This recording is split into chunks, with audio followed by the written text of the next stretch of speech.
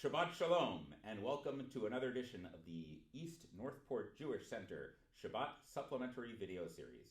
I'm your co-host, Chazan Stephen Waldick, along with Rabbi Ian Silverman. We will be presenting this week's video with sections from the Torah, Haftara, sermons, and some prayers. If you'd like to skip to the parts that you are interested in seeing, look in the description for a timeline of each individual section. Just click on the time and you'll go directly to that section. We'll be beginning with Na Refa Na, a prayer for healing, as we keep those in our community and beyond who are in mental, physical, and emotional illness, and we pray for healing for all of them. Na Refa Na, Na Refa Na, La Na Refa Na, Na Refa Na, La Na Refa Na,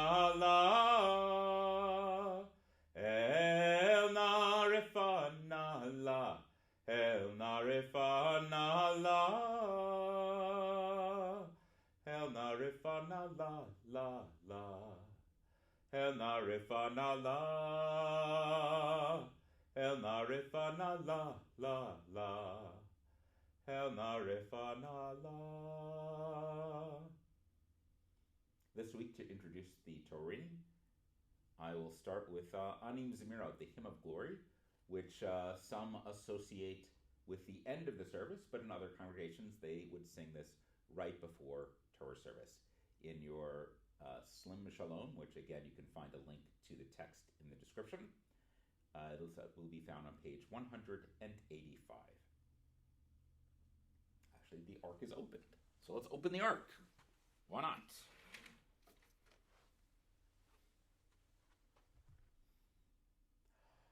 Anim Zemirot v'shirim me'ero, ki elecha nafshi ta'arog, nafshi chamda b'tzel yadecha ladat kol rasodecha, midei daberi bichvodecha chomer libi el dodecha, al ken nadaber b'cha nichbadot, ושמך בבשיר ידידות, אספר כבודך ולא ראיתיך, דמך חנך ולא ידעתיך, ביד נביאיך בסוד עבדיך, דמית דר כבוד עודיך, גדולתך וגבורתך, כינו לתוקף פעולתך, תימותך ולא חפיישך, וישבוך לפי מסך, המשילוך ברוב חזיונות, הנך אחד בכל דמיונות, ויחסו בך זקנה ובחרות, וזכר ראשך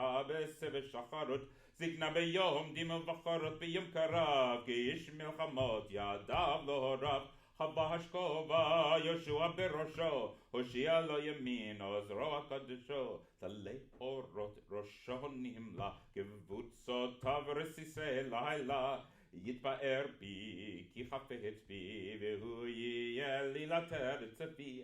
כתם תחורפז דמות ראשו, וחק על מצע כבוד שם קודשו, לכן וכבוד צבי תפארה, ומתו לו עטרה, מחבות ראשו גביבה וחורו, קבוצותיו טלטלים שחורות, נווה הצדק בתפארתו, יעלה נא על ראש שמחתו, סגולתו תהי בידו עטרת, וצניף מלוכה צבי תפארת, מוסים נשאם מטרת אינדם, מאשר יקרו בענק בדם, פרו עלי ופרי עליו, וקרוב אלי בקורי אליו, צח ואדום נלבושו אדום, פורה בדורכו באדום, קשר תפילים הרע לנב ומון, תמונת אדון לנגד עיניו, רוצה בהמון אבים יפאר, יושב תהילות בם להתפאר, ראש טבח האמת קורא מראש, דור ודור דורש אחד דרוש,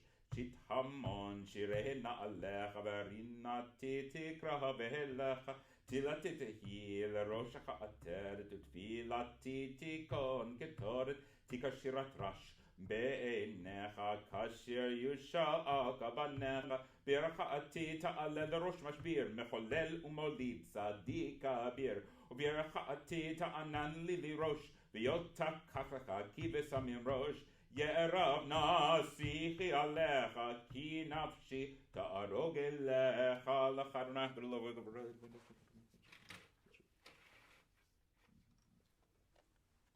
מימהלל גבורות אדוני ישמיע כל תהילתו.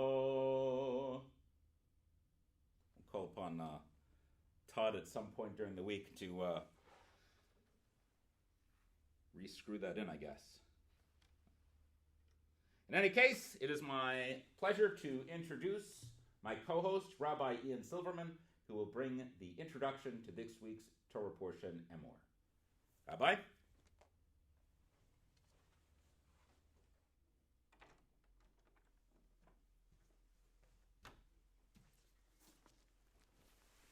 Thank you, Chazan, for beautiful Anim Zemirot. We begin with the Torah reading, and the introduction to today's Torah reading has to do with Parashat Emor, which we read today. Emor is a beautiful parsha that has a lot of information in it and segues into mitzvot that adhere to all of us, not just the Kohanim.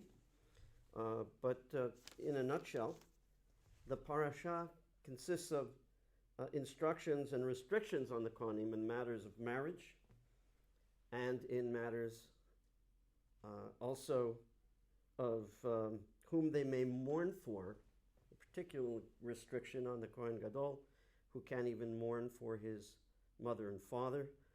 This because presumably he is in such a position of authority and reverence that they don't want to see him saddened in such a way because it would impact upon all the people. But be that as it may, in addition to these restrictions, which are either the prerogative or to some distress by many in the Kohanim class, we also have restrictions as to physical conditions. Either they are temporary conditions or they are permanent conditions physically that would prevent a Kohen from being able to approach the altar and work in the manner of the cult in offering sacrifices on the altar. There are also, of course, privileges that they are not denied, such as the truma. They, of course, may partake of that as being part of the Kohen class, but they're not to serve in a cultic manner in the Beit HaMikdash. Finally, we have restrictions also on the animals and the condition, the physical conditions, the permanent conditions that they have that might make them, as it were, animals that are inappropriate for being offered on the altar. And we have, at the end, finally, a last section that conveys our own holiness. That is what helps to make us holy and apart from the nations. That is our participation in the rites of 5 special Mikraya Kodesh, 5 convocations of holiness, which are in which we're to refrain from work, in which we're to come to offer to appear before God, and certainly in the case of Rosh Hashanah Yom Kippur, to observe special rites such as the blowing of the shofar, fasting for a full day on Yom Kippur. So we have Rosh Hashanah, Yom Kippur, Sukkot, Pesach, and Shavuot, hence the Passover tie to signify that we shouldn't forget about Pesach.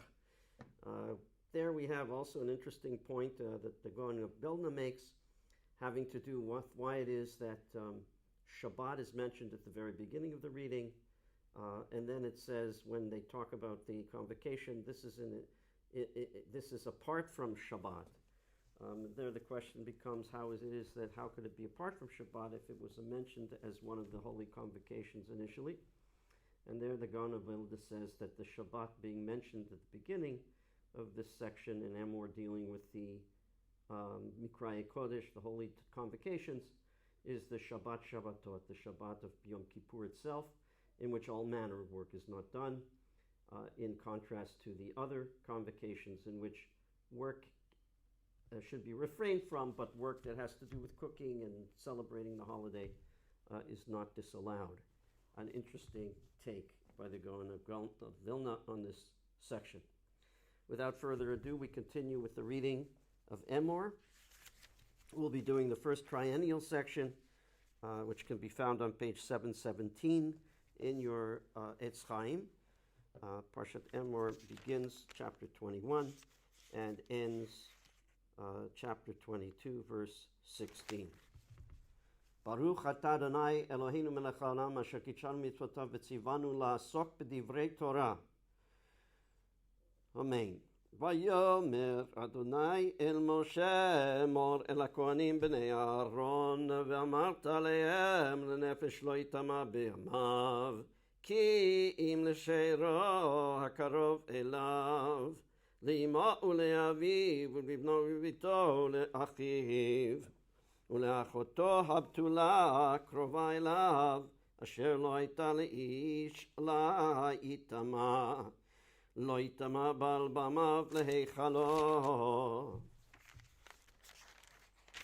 לא יכרכו כורחה בראשם ופאת זקנם לא יגלחו בשרם לא יסחטו שרתת קדושים יהיו לאלוהיהם ולא יחללו שם אלוהיהם כי את אישי אדוני לחם אלוהיהם הם מקריבים ויהיו קודש אישה זונה וחללה לא ייקחו ואישה גרושה מאישה לא ייקחו כי קדוש הוא לאלוהיו וקידשת כי את לחם אלוהיך הוא מקריב קודש יהיה לך כי קדוש אני עד השם מקדשכם ובת איש כהן כי תחל לזנות את אביה היא מחללת באש תשרף והכהן הגדול מאחיו אשר יוצק על ראשו שמן המשחר מילא את ידו ללבוש את הבגדים את ראשו לא יפרע ובגדיו לא יפרום ועל כל נפשות מת לא יבוא לאביו ולאמו לא יטמא ומן המקדש לא יצא ולא יחלל את מקדש אלוהיו כי נזר שמן משחת אלוהיו עליו אני אדוני והוא אישה בבתוליה ייקח אלמנה וגרושה וחללה זונה את אלה לא ייקח כי אם בתולה מעמיו ייקח אישה ולא יחלל זרו בימיו כי אני אדוני מקדשו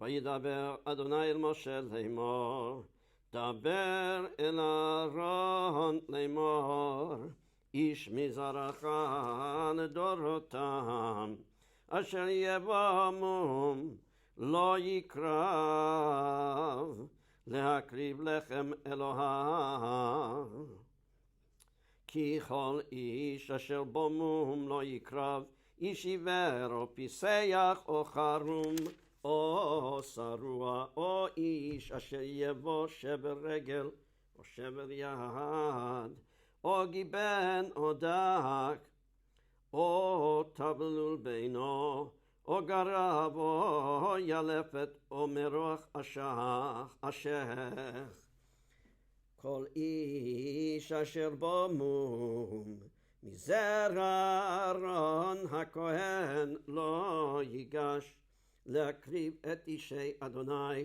מום בו את לחם אלוהיו לא ייגש להקריב לחם אלוהיו מקדשי הקודשים ומן הקודשים יאכל אך אל הפרוכת לא יבוא ולמזבח לא ייגש כי מום בו ולא יחלל את מקדשי כי אני אדוני מקדשם וידבר משה אל אהרון ואל בניו ואל כל בני ישראל.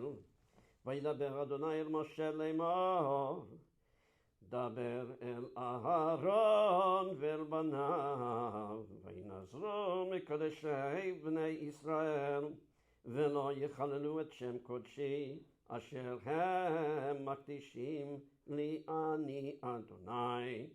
אמור עליהם לדורותיכם, כל איש אשר יקרב מכל זרעכם אל הקדושים אשר יקדישו בני ישראל לאדוני בטומאתו עליו, ונכרתה נפש ההיא מלפני אני אדוני, איש איש מזרע אהרון.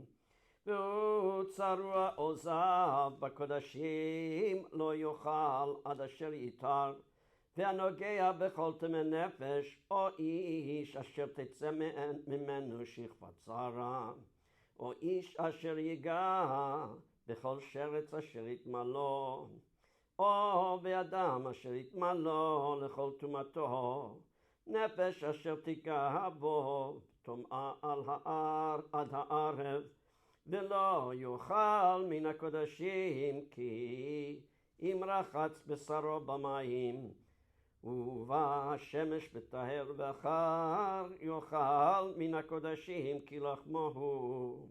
נבלה וטרפה לא יאכל לתומו, ואני אדוני, ושמרו את משמרתי, ולא יישאו עליו חטא, ומתו בו כי יחללוהו. אני אדוני מקדשם, וכל זר לא יאכל קודש, תושב כהן ושכיר לא יאכל קודש. וכהן כי יגנה נפש קניין כספו הוא יאכל בו, ולידי ביתו הם יאכלו בלחמו. ובת כהן כי תהיה לאיש שר, כי בתרומת הקודשים לא תאכל. ובת כהן כי תהיה אלמנה וגרושה, וזרע אין לה ושבת אל בית אביה, כי נעוריה מלחם אביה תאכל, וכל זר לא יאכל בו. ואיש כי יאכל קודש בשגגה, ויעשה חמישתו עליו, ונתן לכהן את הקודש. ולא יחללו את קודשי בני ישראל, את אשר ירימו לאדוני, והסיעו אותו עוון אשמה באוכלם את קודשיהם, כי אני אדוני מקדש, אני אדוני מקדשם. And thus ends the reading for the triennial of Parsha Emor. I'd like at this time to call upon Chazan to introduce for us our Haftara and to chant the Haftara for us.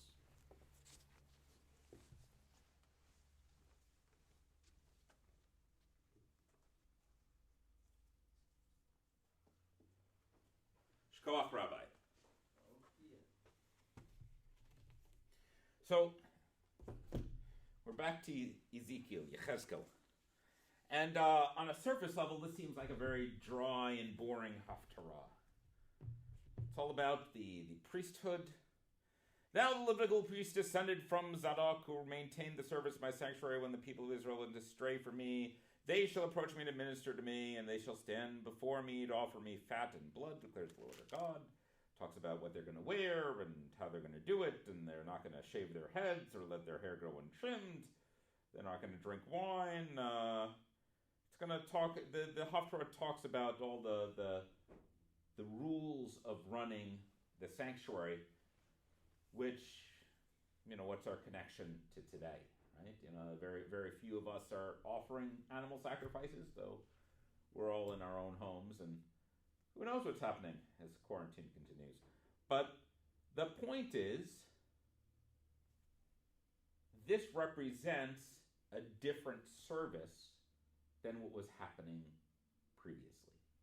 As we've talked about on Shabbat HaChodesh, Yechezkel brings up a new tradition, if that's even possible to frame as words, the idea that now it's not just all the sons of Aaron who are priests, but only this Tzadok, the line of Tzadok.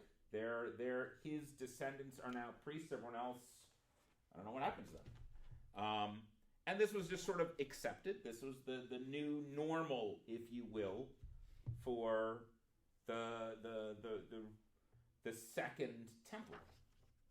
And so I don't want to talk so much, but rather ask you, as we approach our new normal of social distancing and quarantine services and Zoom minions and whatever this is, my question for you is, what are the things that we're already doing is reaching you?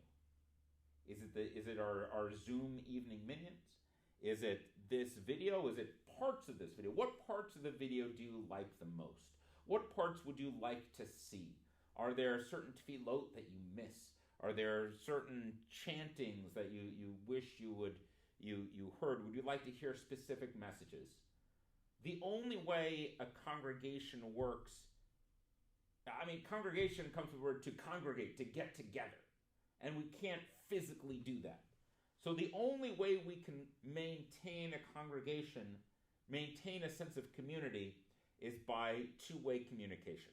So this is all well and good, but in the end, you need to talk to us. Whether you want to make a comment in the video, whether you want to reach out to me on my cell phone or my email or the rabbi's phone or email, FaceTime, Facebook, Google Hangouts, GroupMe, WhatsApp, however you want to reach us, reach out to us.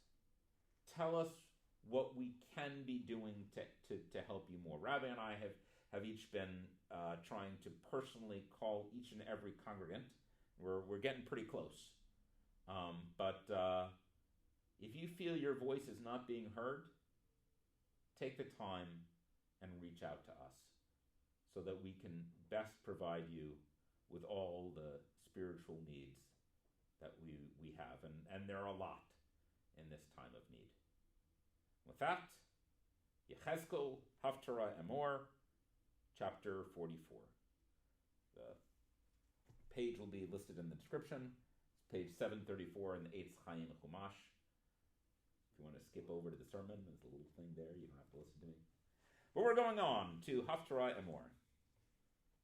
Baruch atah Adonai Eloheinu melech haolam asher kiddushanu b'mitzvotav v'tzivanu לעסוק בדברי תורה והכהנים הלוויים בני צדוק אשר שמרו את משמרת מקדשי פתעות בני ישראל מעלי המה יקרבו אלי לשרתני ועמדו לפני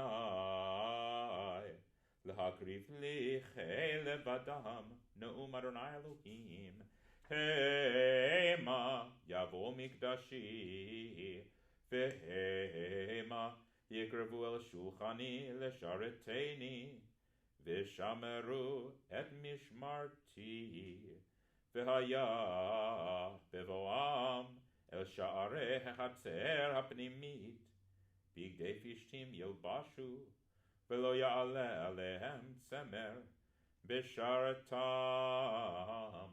בשערי החצר הפנימית והביתה פערי פשתים יהיו על ראשם ומכנסי פשתים יהיו על מותניהם לא יחגרו ביזה ובצאתם אל החצר החיצונה אל החצר החיצונה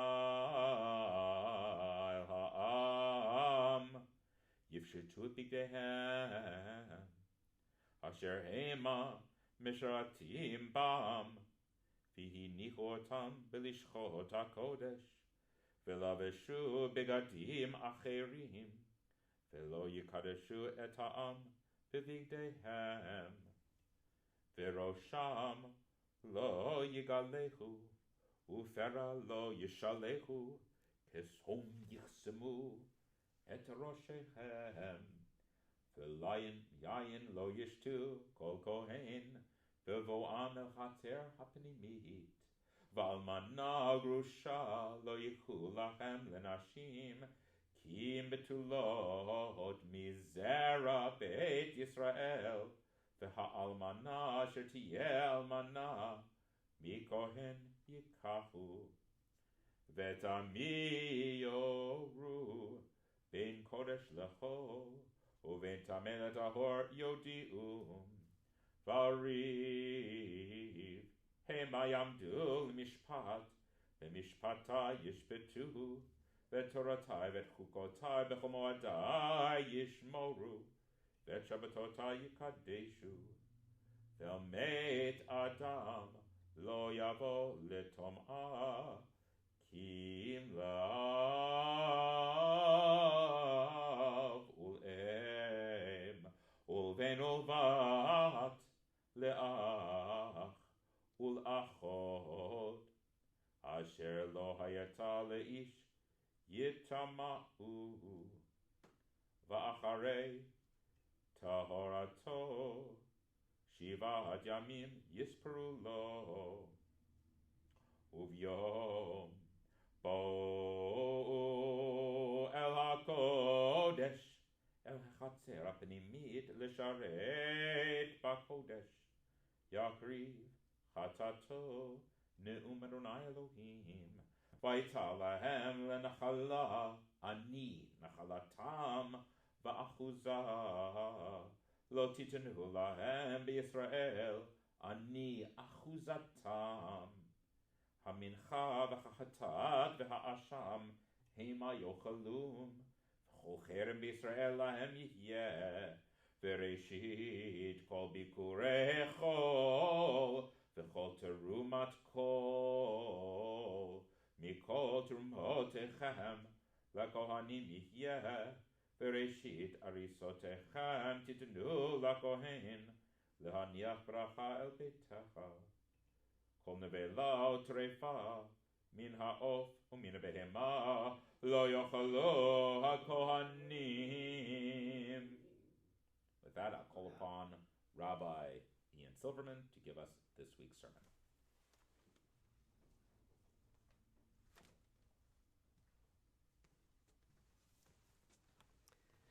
Yasher Koyach Chazan, beautiful Haftara, and meaningful comments, and I hope that you will respond to his request.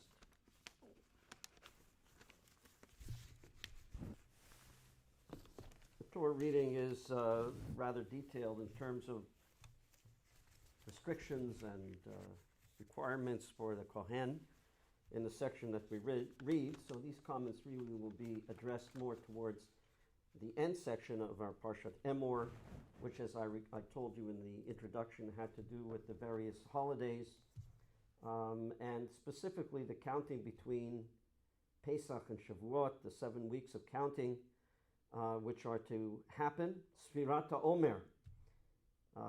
Over the centuries, this period of Omer, or the Sfira, as it's called also, is associated with a number of significant moments in Jewish history, leading to the addition of many customs and practices unrelated to the biblical counting.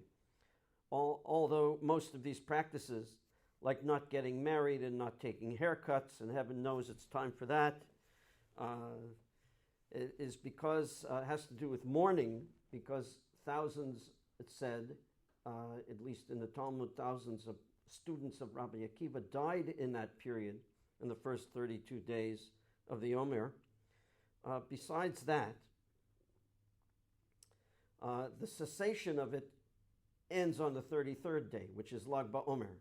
Lag BaOmer is going to be also observed this week on Monday night, Tuesday, most likely in a very modest way in the state of Israel as a result of still the coronavirus restrictions. But nonetheless, It is a special time of joy and celebration. And it is a cessation of the morning, in many traditions, a cessation that ends the period of mourning from that point on through the 49 days of the Sphira. The Lag BaOmer happening this week has much to teach us, because in addition to it being the pausing of mourning practices, semi-mourning I guess you'd say, there's a custom for children to play with bows and arrows on that day. What is the connection between this strange custom and Lag BaOmer? And what might it teach us in this time of our difficult stress in the age of COVID-19?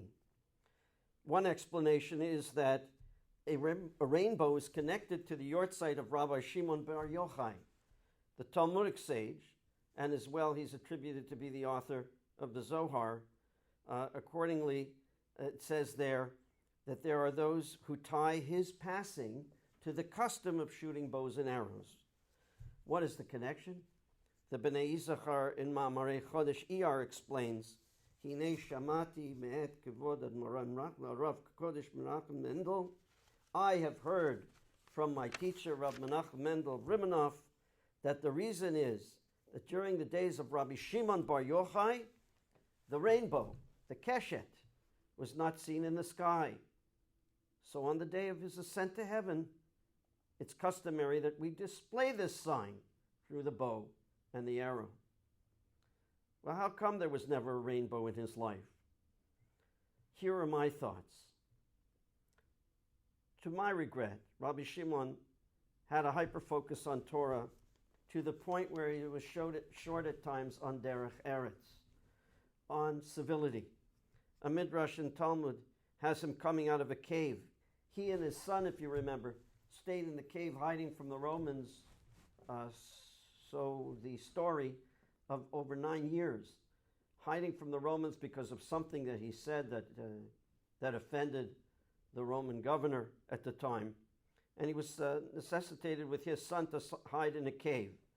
Legend has it that he was sustained in the cave and learned Torah there with his son, 9 years straight, sustained by a carob tree and a running brook that somehow was able to pass through the cave. Well, he had been living off these and studying Torah. When the coast was clear and he could finally come out after 9 years, he saw people doing manual labor and their trades, working the land, instead of studying full time. His fiery words and judging eyes were so fiery when he saw this, that the fields caught fire.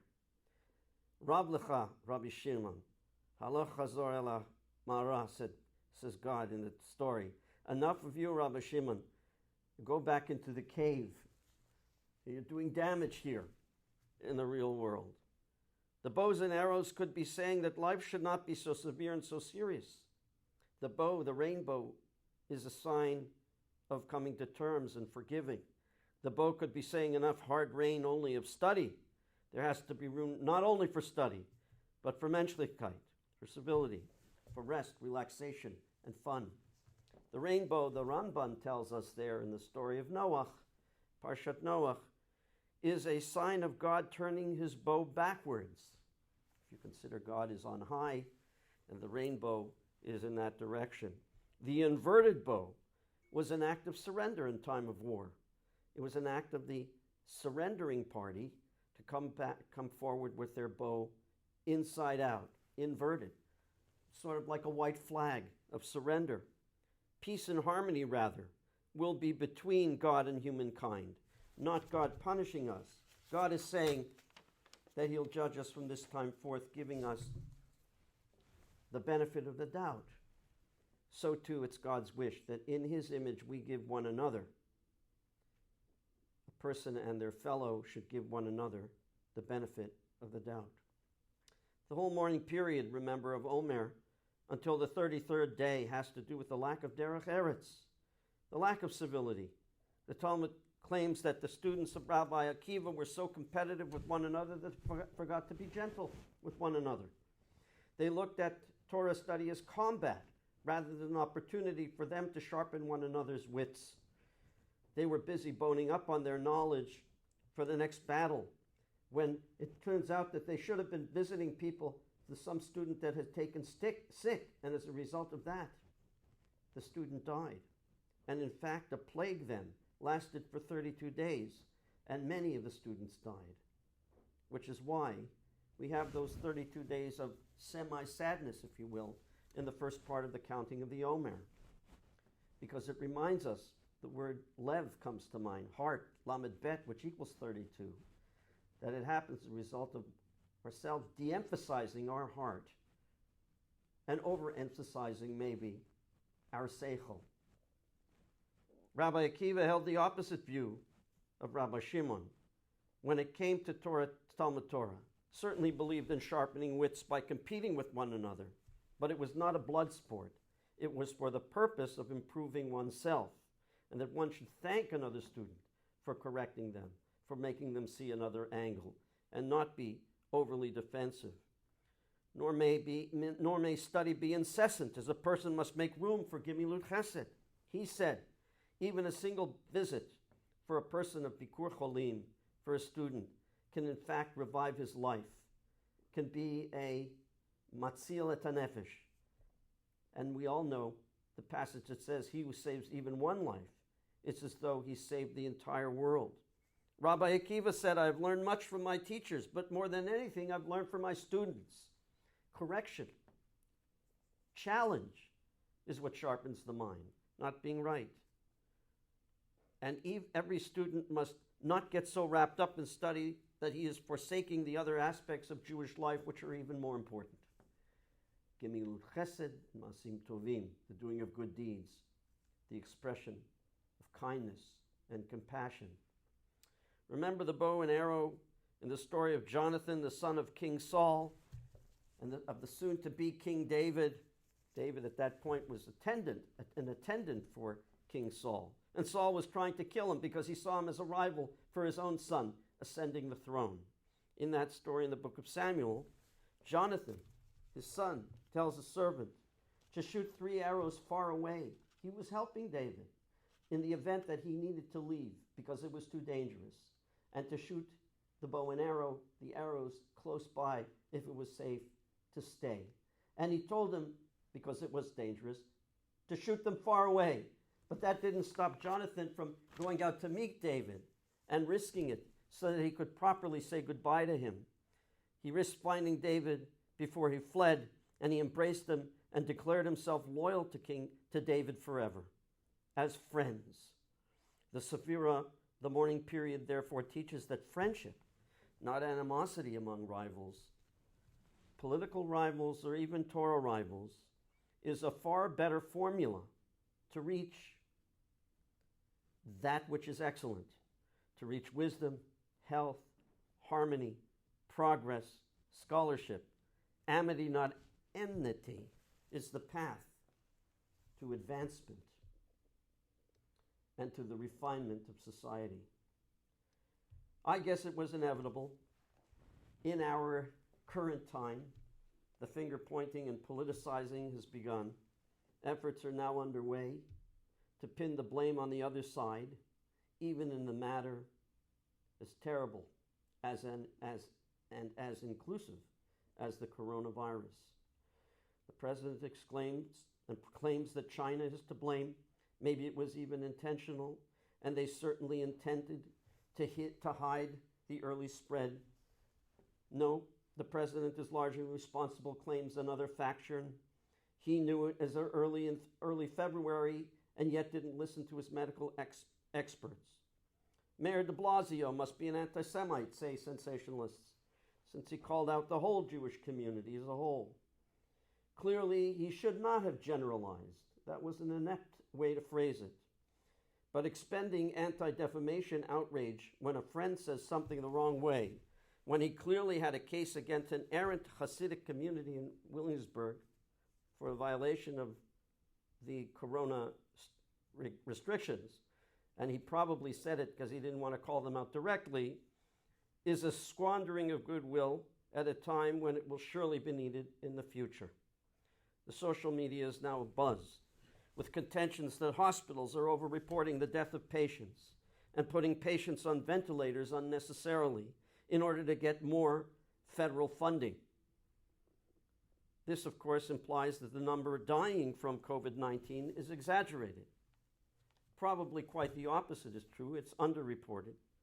And meanwhile, the congressman from Minnesota who started the rumor denies he actually has any information that this is happening, and hospitals are needing to clarify that this is both poppycock and a violation of the Hippocratic Oath, and that such a tinkering with statistics and fraud would leave them open to losing not only the federal funding for COVID, but federal funding in Medicaid. My friends, and of course now there's aspersions against Governor Cuomo. He should have done better with the nursing homes, which indeed he should have, but trying to override some of the very good work that he has done also. My friends, we can do better than this. Finger pointing is unhelpful. There are mistakes and misjudgments that were made in the chaos of this pandemic on all sides, which we can talk about perhaps and analyze in the armchair analysis maybe in 2021. But fighting against contagion that affects all of us should have us fighting in a united way, in the same boat, not attacking one another. Let's remember the lessons of Rabbi Akiva's students. And let's remember the importance of Lag BaOmer. The students were so busy trying to outdo one another, to one-up one another, that many of them ended up dying. Remember the bows and arrows, not in order to aim it at one another, but rather to remember them as symbols of lightening up and not being fiery, either in our attitudes, our words, or our actions. And as God did, as he set his rainbow backwards, to forgive, to understand, and to embrace a better way forward. And to that, let us say Amen. And I'd like now to call upon Chazan to conclude for us in a beautiful concluding hymn of Adon Olam.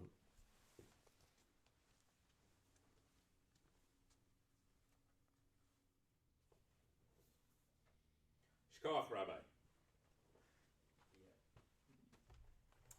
Again, I ask you to leave messages in the comments of what you think of this format. If you'd like to hear a different Adon Olam tune, want to hear different prayers altogether. But we will conclude this week with the Adon Olam, as I have not heard otherwise, which is found on page 187. Again, the link to the Siddur, as I'm sure you've already figured out by now, is in the description below.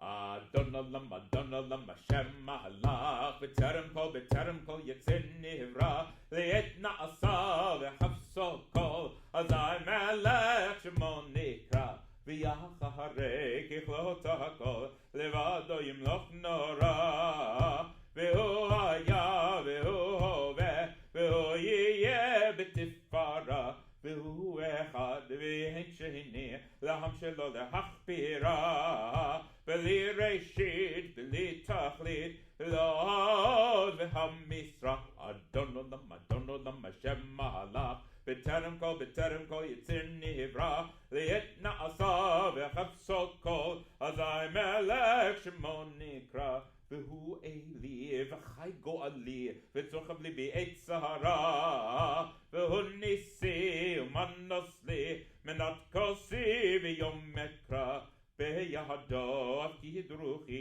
B'yetishon v'yaira, V'imruchi geviati, Adonai li v'lo ira, Adon Olam, Hashem Malach, B'terem kol Yetzir Nivra, Le'et Na'asa v'Hafso kol, Azai Melech Shemo Nikra. Shabbat Shalom. We'll see you all next week. A big event.